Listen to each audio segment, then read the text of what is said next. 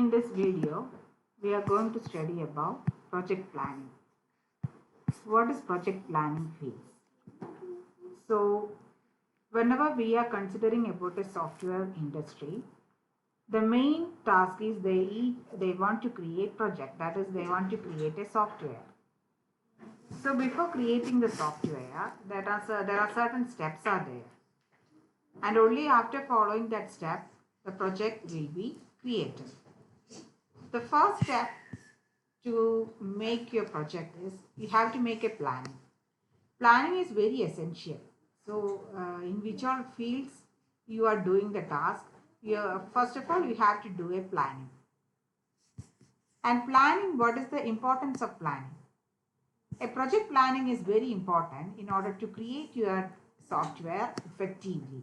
So, in order for the effective development of a project, planning is very necessary. And now we are going to describe the definition of planning or project planning. An organized, integrated management process which focus on activities that are required for successful completion of the project. So you know that you want to do the project completely, successfully. So in order to achieve that goal, you have to use some organized and integrated management process. So in planning, mainly focus on the activities which are required for the successful completion of the project. So that is the definition of project planning. So what is project planning? So what is project planning? In project planning, we are focusing on the activities that are required in order to achieve the project or to do the project, to complete the project in an effective manner. And another importance of project planning, or why we are using the project planning, is that it prevents the obstacles. That is, whenever we are doing a project or at the time of starting or in between, there may be some problems that may arise, that or some obstacles that may be automatically generated. There may be certain obstacles that may arise while doing the project, like the organization may change the objective of the project, also certain kind of resources. In the case of project, the resources may be manpower, then computer or any parts memory, processor. So they are considered as the resources. So non-availability of the resources and the second type of obstacles that may present while you are doing the objectives. So prevention of such objective, that is another important goal of the project planning. And project planning it can also be used, or it can be it helps to utilize the resources in an optimal and effective manner. So when we described about the software engineering, we considered a point that is called optimization. So project planning helped in order to use or utilize resources. So I already explained what do you mean by the resources. Resources can be manpower, it can be computer, like that. So effective use of resources or minimal use of resources are using which we can achieve the goal. So it is also another advantage of the project planning. And it also determines, at the time of project planning, we will identify the tasks which need to be performed to achieve the goal. So which are the tasks need to be done to achieve the goal that are decided in planning phase. And the task should be given to each and every individual. So we have to decide who will do this thing, who will do that thing, like that. We will divide the tasks to different individuals. So that is also another important task that we are doing in project planning. So in this slide, we are mainly concentrating on what is the main objectives or what is the main use of project planning. What all tasks will be done in project planning. So the first one is we are giving a definition for project planning. It is an organized and integrated management. It is a process which focuses on the activities which are required in order to complete the project in a successful manner. And it also prevents certain obstacles that may arise while doing the project, like non-availability of resources, changing the organizational goal, like that. Project planning help to utilize the resources in an effective and optimal manner. Here we identify the tasks which are needed to be performed to achieve the goal, and we will allocate this task to different people. So the next point is, what are the objectives of project planning? So we said that project planning is very important phase, and we understood the importance of project planning. Here, what are the main objectives of project planning? So in project planning, we will determine the roles and responsibilities of the project management team members. So if the, normally here we are considering the project as a very huge project. So it cannot be usually done by a single person. So a teamwork is needed in order to do the project. So, and we have to give responsibilities, and we have to assign roles to each and every members in the management team. And project planning, second objective of project planning is that it ensures that whether the team is working according to the objective. So we will already set the objective of our project, and project planning will ensure whether the team members or the team is working in the right manner. Okay, that is the second point. And the third objective of project planning is checking the feasibility of the schedule and the user requirement. How much feasible is the schedule? How much feasible is the requirements of the user, which we will already set. Okay. And here also we consider the constraints. Constraints means the conditions. Certain conditions are there. In order to fulfill your project, you have to consider those constraints also. So these are the basic objective of the project planning. So in project planning, the first point is that we will define the roles and responsibilities of the team members. Second point is that this will ensure that whether the team is working according to the business objective. It will check the feasibility and schedule of the user requirement, and it also determines the project constraints. Now we are going to study which are the different steps in project planning process. That is, here we have to study certain steps, and we have to follow that steps in order to do the project planning, or in order to complete the project planning. So project planning includes a set of activities, and we are going to study the activities and what we have to do in each of the activity. The first activity is called identification of project requirement. The first step or first activity in project planning is identification of project requirement. That is, here we have to identify the requirements of the project. Requirements means what all things are needed to do the project. So its advantage is that while identifying the requirements, which helps to perform the activities in a systematic manner. So in our daily life also, the planning is very important. If you want to do some task, first of all, we have to do all the planning. And what is the advantage of the planning? We can do the things in a systematic manner. The same thing is happening here also. So before starting the project, first of all, we will do planning, and the first step is planning, is identify what all requirements are there, and which helps to make the task or to perform the task in a systematic manner. And here we are mainly considering the following things, following informations. That is, what is the scope of the project? Okay, what is the data and functionality required to do the software, to create the software? And what about the roles of each team members in the project team, like that.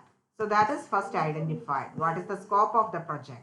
What data and what functionality are required by the software? And we will define what the roles. We know that the team contains a lot of members, and we will assign this man will be the tester, this man will be the will do the design. So like that, we will assign role to each and every team members. And after identification of the requirement, we will move to the next activity in the planning phase, that is called identification of cost estimate.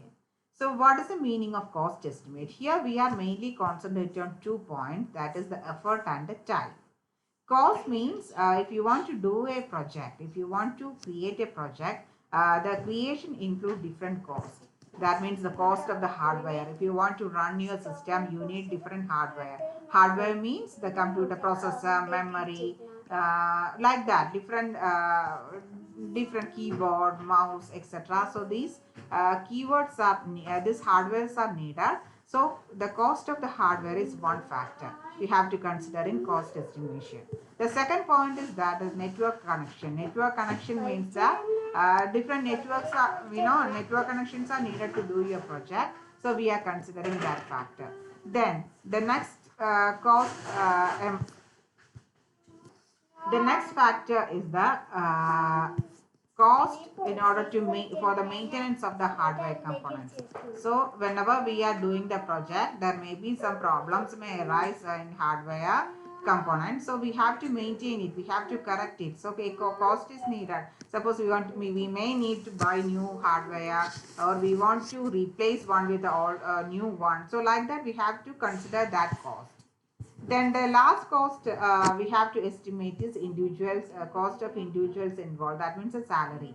Suppose that a person is assigned for a particular project for 6 months. Per month, a particular amount of salary must be given to that particular engineer or that particular developer. So their cost is also considered. So that is the identification of cost estimate. That is mainly we are going to estimate the effort and the time. The cost is in cost estimation, we are considering the cost that is needed to complete the project. The cost include the cost of hardware, the network connection, the maintenance cost for the maintenance of the hardware components, and the cost which should be given to the individuals. Individual means to each person who as in the form of salary for each team members. And after that step, the next step is identification of risk. What is the meaning of a risk? Risk is some unexpected event that may arise while doing the project and which will adverse the effect, which will have an adverse effect on the project. For example, suppose I have started a project, or there may be some problems may arise. That is, unexpected things may come while doing the project. Maybe suppose any one software engineer, suppose he is changing from that company to another company. So that is one type of problem, or one type of chance, one thing that may happen while doing the project, or some kind of illness that may affect, that will affect the project in a negative manner. Okay, so mainly here we are considering the risk in the form of technical risk and business risk, and which will affect the schedule of the project and which may increase the cost. Suppose the system which is used by the team member, suppose a server or any such hardware component is not working, so additional cost should be given to purchase a new one. So actually that will affect that, and that will affect the project in a negative manner. So here we are considering the risk means we are considering mainly two types of risk. First one is technical risk and second one is the business risk. So this will affect the project. This may increase the cost of the project, and it may also affect the time. That is, suppose we have to complete the project by 6 months. Okay, suppose the project is a 6 months project. If any kind of risk may lag it, so we cannot complete that project by 6 months. So we have to identify. So identification of risk is that before doing the project, we will consider different types of risk, and we will just make a point that how to solve the risk. If such type of a risk happens while doing a project, how to overcome it. Okay, so like that, identify the risk. The next one is identification of critical success factors. There may be certain points that may influence the success of a project. Okay, that will ensure that there is a great chance that the project will be a success. And these are the main such factors, the factors that will influence the success of the project. Support from management. If we have a good support from the management team, naturally we will get a motivation and we can complete. That will help to complete the project successfully. The second one is appropriate budget. Suppose that if we got enough budget from the top level, it is a positive sign. And appropriate schedules, that is that enough time we got to complete the project. Then skilled software engineers, that is, suppose if you are getting skilled, that is expert engineers, we can that will also help our project success. So that is the identification of critical success factors. Then the preparation of project charter. So what is a project charter? Actually, project charter give you a brief description about the scope of the project, the quality of the project, the time, the cost, the resource constraints during the project planning. So while you are doing, we already did certain steps in the project planning phase, and we already calculated all these points, and this will be just described in this project charter, and it is normally prepared by the management, and it is given for approval for the sponsors of the project. Suppose if the project is sponsored by some company, this type of chart will be project charter, which include all the information about the that is a starting stage, like the scope, the quality, the time, cost, the resource constraint. Everything will be created by the project by the appropriate person, and it will by the management, and it is given to the sponsor for getting the approval. Then after that, the next step is the preparation of the project plan. Project plan, it will give the information about the resources which are available for doing the project, the individuals who are involved in the project, the schedule according to the project, that is, we have to carry out the project based on that schedule, that is when to start, when to complete, and the time for doing each and every activity which is given. So that is called the project plan. So project plan provides the following information, that is the resources available for doing the project, the individuals who are involved in the project, then the schedule of the project, like that. And after doing all these activities, we will commence the project. Commence the project means after creating the planning, after doing the planning activities, we got what all things are needed. That is now the things which are needed for doing the project is available. Then the resources, then everything is assigned to the members, and the software project commences. After doing the planning, next we will start the project. Okay. So that is the main steps in project planning process. So here we explained about the steps in project planning, and we divided the entire project planning into different activities. The first one, identification of the project requirement, identification of the cost estimate, identification of the risk, identification of critical success factor, then preparation of project charter, preparation of project plan, and commencement of the project. Next point we have to study is about the project objective. What is the meaning of a project objective? Normally a project objective is we can define like this. It is a specific tangible outcome that will be produced and delivered by the project.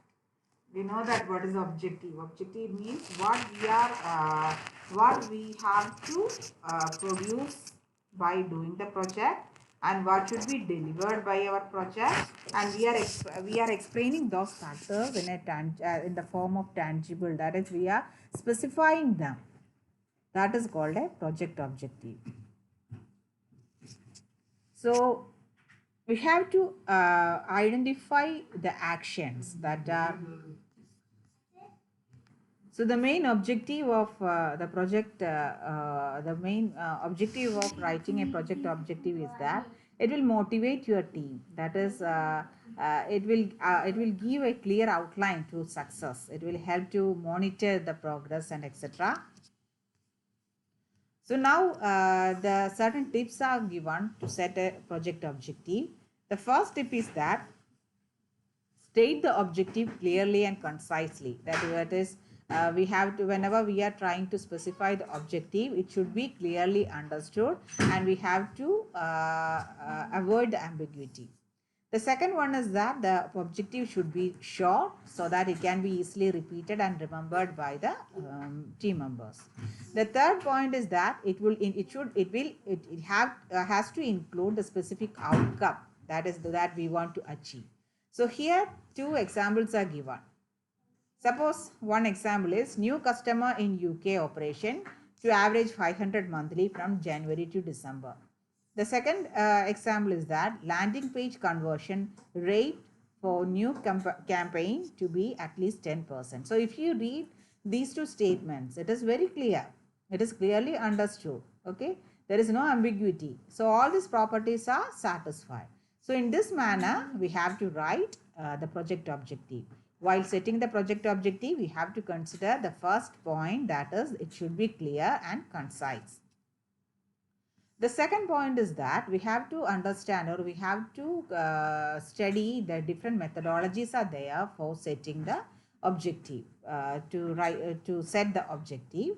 Most widely used methodologies are, first one is SMART objective, and the second one is called OKR objective. The SMART objective means, actually it uses a following simple formula.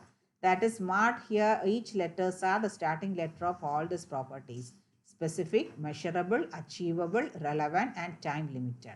Specific means that it should, whenever we are writing or we are setting an objective, it should describe by answering the question, that is what, when, why, who, where. So it must be specific to those questions. Okay. The second one is it should be measurable. That is, it should be easily monitored. By setting the objective, if you are setting the objective in a measurable manner, we can easily assess the success, and we can use it for monitoring the success of the project. The next one is called achievable. That is the